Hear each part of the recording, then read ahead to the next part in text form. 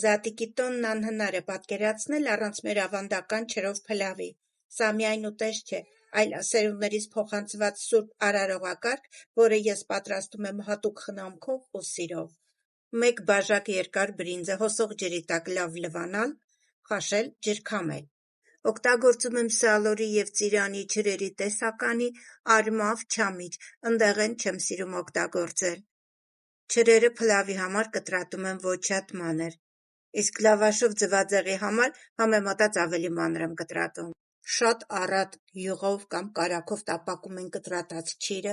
աղենք ավելացնում և 2 լավ ճաշի գդալ մեղր ենք դնում, մի փոքր ջուր, այս ամենը խառնում ենք և սկսում է եռալ, տեղափոխում ենք թավայի մեջ արդեն խաշված ջրքամված բրինձը,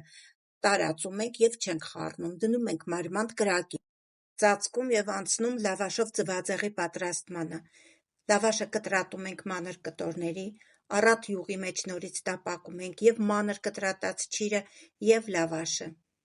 Բավականին տապակելուց հետո ավելացնում ենք հարած ձու, փորձում ենք շրջելուց ամբողջականությունը պահպանել ձվածեղի: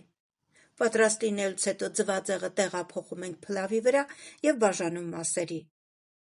Թող այս լուսավոր տոնը ձեր օջախներին բերի անսպառ բարիք, խաղաղություն և ջերմություն: Թող ձեր տոնական սեղանները միշտ լի լինեն ավանդական համերով, իսկ սրտերը՝ բերկրանքով: